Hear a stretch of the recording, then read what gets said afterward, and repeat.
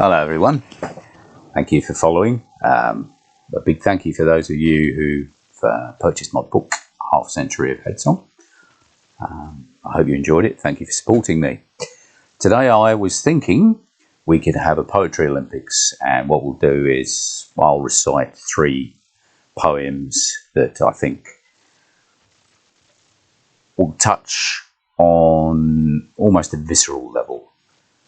Poems that when you need something at the end of the day, when you need something to inspire, to give you that little extra something. It's amazing how a chap hundreds and hundreds of years ago can still provide some sort of clarity on the human condition. William Shakespeare. It's really strange. I was talking to my children the other day, and there's a line that came into my head. Even so, it was with me when I was young.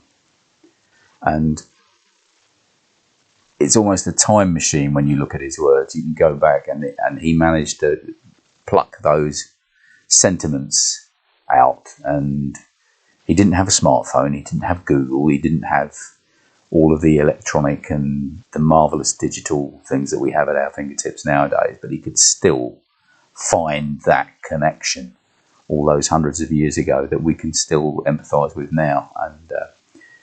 But I digress.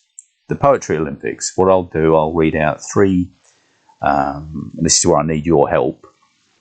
I'll read out 3 poems that I think are suitable, and then if you could rank them,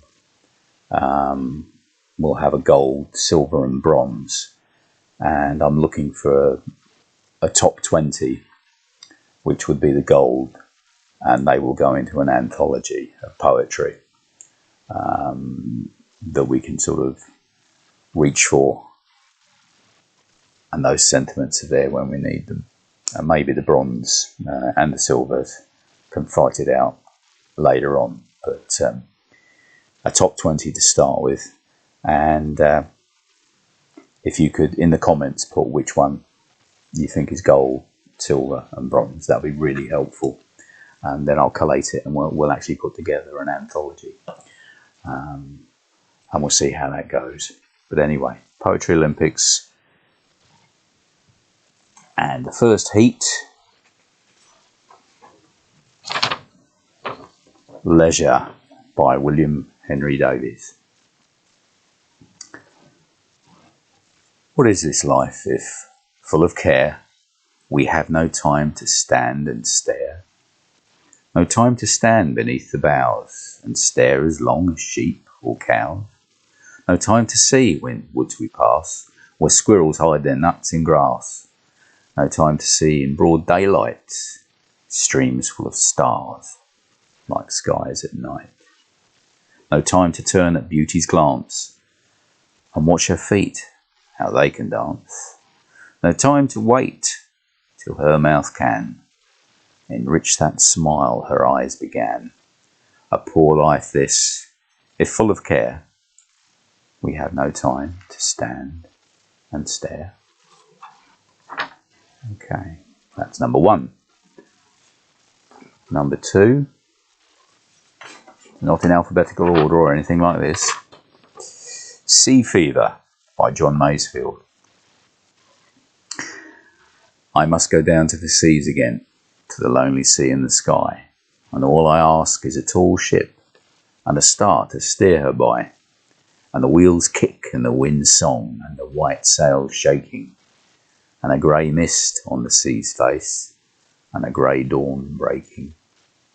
I must go down to the seas again, for the call of the running tide is a wild call and a clear call that may not be denied. And all I ask is a windy day with the white clouds flying, and the flung spray and the blown spume, and the seagulls crying. I must go down to the seas again, to the vagrant gypsy life, to the gull's way and the whale's way, where the wind's like a whetted knife. And all I ask is a merry yarn from a laughing fellow rover, and quiet sleep and a sweet dream when the long trick's over. That's number 2. And the final one for this session. Farewell, but whenever you welcome the hour, by Thomas Moore. This was a request as well, actually. So keep the requests coming. So number 3. Farewell, but whenever you welcome the hour that awakens the night song of mirth in your bower, then think of the friend who once welcomed it too, and forgot his own griefs to be happy with you. His griefs may return, not a hope may remain, of the few that have brightened his pathway of pain, but he ne'er will forget the short vision that threw its enchantment around him while lingering with you. And still, on that evening when pleasure fills up to the highest top sparkle each heart and each cup, where'er my path lies, be it gloomy or bright, my soul, happy friends, shall be with you that night, shall join in your revels, your sports and your wiles, and return to me beaming all o'er with your smiles. Too blessed if it tells me that, mid the gay cheer, some kind force has murmured, I wish he were here. Let fate do her worst, there are relics of joy, bright dreams of the past which she cannot destroy, which come in the night time of sorrow and care, and bring back the features that joy used to wear. Long, long be my heart with such memories filled, like the vase in which roses have once been distilled. You may break, you may shatter the vase if you will, but the scent of the roses will hang round it still. So that's number 3. This is where I really need your help. Which of those would you have as gold, which is silver, and which is bronze? Please leave your comments in the messages and the ranking. For the Poetry Olympics, onwards and upwards. Thank you very much. Chin up, everyone.